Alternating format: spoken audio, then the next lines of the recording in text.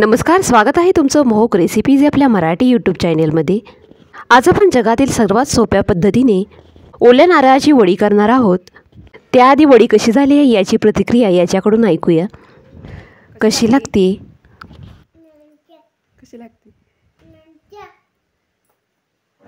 ही वडी करण्यासाठी आपल्याला फक्त 2 मेन घटक लागणार आहेत। पहिला घटक म्हणजे ओल्या नारळाचा कीस व दुसरा घटक म्हणजे साखर। एक गच्च वाटी भरून ओल्या नारळाचा कीस घेतलेला आहे।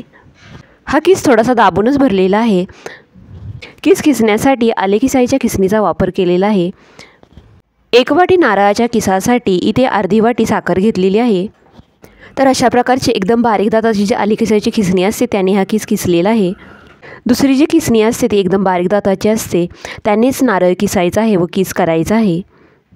कीस करून झाल्यानंतर काही असे तुकडे नारळाचे राहिलेले आहेत, त्याचा तुम्ही आमटीमध्ये किंवा चटणीमध्ये उपयोग करू शकता। ऐनवेळेस अजिबातही गडबड होऊ नये म्हणून ज्या प्लेटवरती आपण वडी थापणार आहोत त्या प्लेटला अर्ध्या भागालाच असं थोडंसं तूप लावून घेऊया। वडी करण्यासाठी इथे एक जाडबुडाची कढई घेतलेली आहे, त्यामध्ये अर्धा चमचा तूप सोडून घेऊया। तूप थोडंसं वितळल्यानंतर यामध्ये नारळाचा कीस घालून घेऊया। हा कीस आपल्याला मध्यम आचेवरती 2 ते 3 मिनिटांसाठी हलकासा रंग बदलेपर्यंत व त्यातील पाणी पूर्णपणे आटेपर्यंत परतून घ्यायचं आहे। अशा प्रकारे केलेली वडी करायला अजिबातही जास्त वेळ लागत नाही। कमीत कमी वेळामध्ये अजिबातही न बिघडणारी वडी तयार होते।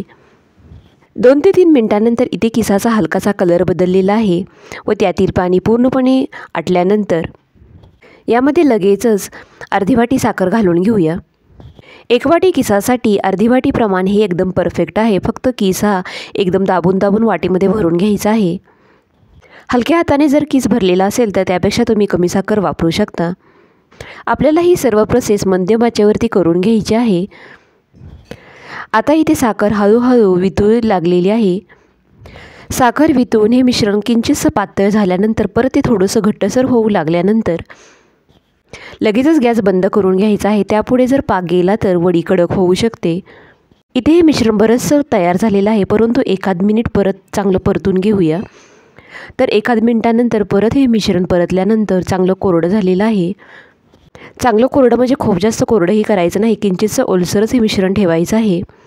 तुम्हाला आवडत असेल तर तुम्ही ह्या स्टेजला वेलची पावडर घालू शकता, परंतु इथे मी अजिबातही वेलची पावडर वापरलेली नाही। बिना वेलची पावडरची ही वडी खायला खूप छान लागते। तर इथे जवळपास 7 ते 8 मिनिटांनंतर इथे हे आपलं वडीसाठी लागणारे हे मिश्रण रेडी झालेलं आहे। आता लगेचच गॅस बंद करून वडी थापण्यासाठी तूप लावलेल्या ताटामध्ये ओतून घेऊया। इथे ही प्रोसेस एकदम पटापट करून घ्यायची आहे, जेणेकरून वडी थापायला अजिबातही अडचण येणार नाही। अशा प्रकारे वडी करण्यासाठी नारळ खोवायला लागत नाही, पाक करायला लागत नाही, दूध लागत नाही व विशेष म्हणजे ही वडी तुम्ही पहिल्या प्रयत्नात केली तरीही अजिबातही चुकणार नाही। तर हे मिश्रण बरंचसं गरम असल्यामुळं असं वाटीच्या साहाय्याने चांगलं थापवून घ्यायचं आहे, म्हणजे एकसारखं करून घ्यायचं आहे। तुम्हाला इथे जेवढी पातळ वडी आहे त्याप्रमाणे मिश्रण थापायचं आहे। मी किंचितसं जाडसर असं हे मिश्रण थापून घेतलेलं आहे, खूप जास्त पातळही केलेलं नाही। आता इथे हे मिश्रण कोमट असतानाच पिझ्झा कटरच्या साहाय्याने पहिल्यांदा उभे व नंतर आडवे काप करून घेऊया। तुमच्या आवडीनुसार तुम्ही इथे लहान किंवा मोठ्या आकाराचे काप करू शकता, तसेच डायमंड आकारही याला देऊ शकता।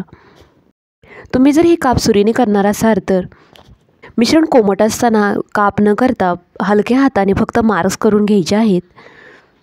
आता ही वडी जवळपास 4 ते 5 तासांसाठी फ्रीजच्या बाहेरच सेट होण्यासाठी बाजूला ठेवून द्यायची आहे। 4 ते 5 जमलं नाहीच तर कमीत कमी 2 तास तरी वडी सेट होणे गरजेचे असते। 2 तासानंतर इथे वडी बरीचशी सेट झालेली आहे।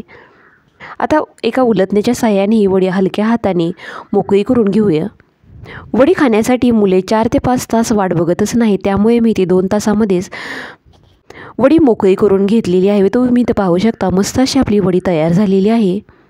पारंपरिक पद्धतीमध्ये नारळ खवून त्याची वडी केली जाते, तसेच त्यामध्ये थोडंसं दूध घातलं जातं, पाक केला जातो, परंतु अशा प्रकारे केलेली वडी एकदम झटपट तयार होते।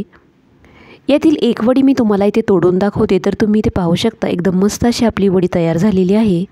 व्हिडिओ पाहिल्याबद्दल धन्यवाद. पुन्हा भेटूयात अशाच एका नवीन रेसिपीसह. तोपर्यंत घरी बनवलेले पदार्थ खा आणि स्वस्थ राहा व जाता जाता आपल्या चॅनेलला सबस्क्राईब करायला अजिबात विसरू नका.